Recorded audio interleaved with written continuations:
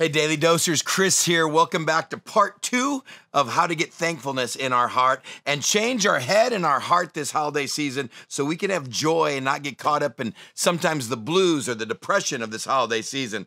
So yesterday we went to 1 Thessalonians. If you didn't watch it, quick, it's right below you. Go back, click on that yesterday, then come back because this is part 2. Okay, now you're back. Now, we watched yesterday about how we need to be thankful. This is God's will for us. Be thankful in all circumstances, for this is God's will. Let me add to that these verses in Philippians 4 and show you the importance of choosing thankfulness this time of year. Philippians 4, verse 4 says this, "Rejoice in the Lord always." I'm going to say it again, rejoice. "Let your gentleness be evident to all, the Lord is near."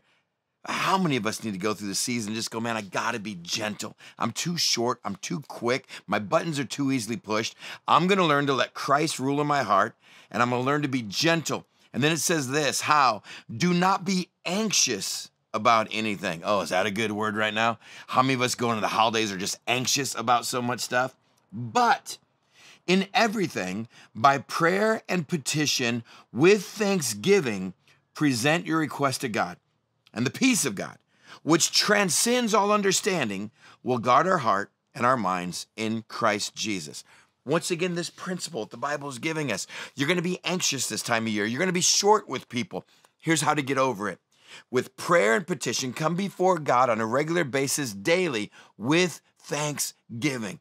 Focus on what we do have, what we have been blessed with, not with the negative, not with what we don't have. Then allow that peace of God to change you, to bring that gentleness, that contentment, that peace that transcends all understanding.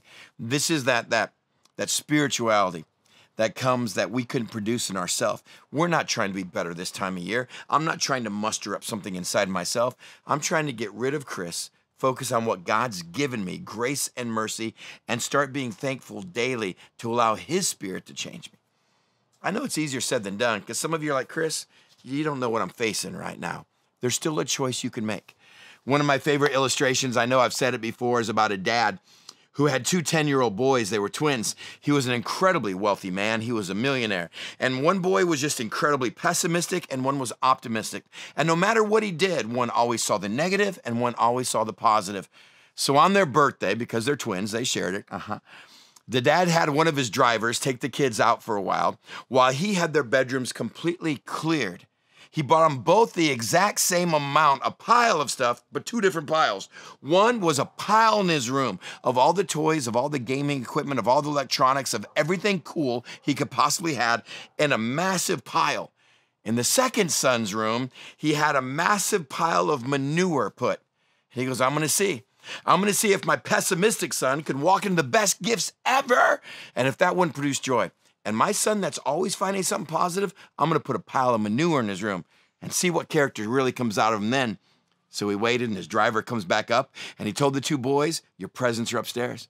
And sure enough, the pessimistic kid went running up, threw open the door of his room, and fell down on his knees, and he's all, "No!"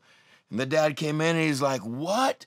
And he's like, "Where am I going to find batteries for all this stuff? I don't have any place to store all this stuff." And the dad couldn't believe it. "I gave you everything a boy your age would want, and you found the negative in it?" And just then he heard the screams coming from down the hallway, and his heart broke of what he did to his optimistic child. And he ran down the hallway and opened the door, and he saw his son running around that pile of manure with hands up, just cheering. And the dad's all, "What are you so excited about?" And his son looked at him and he goes, "Dad, don't you understand? With this much manure, there's got to be a pony around somewhere." Man, I've loved that illustration. Some of us have been given big piles of manure this holiday season, and there's still a choice to be made. Where can I find the positive in this? What is God still doing in my life? And if nothing else, His grace and mercy, that I can throw my hands up around this pile and go, yes, there's still something amazing going on somewhere in my life simply because of who God is. You want to learn gentleness? You want to get peace? By prayer and petition, constantly be thankful. It's a choice we make, not a feeling, and the Spirit will do the rest in our life. Thankfulness.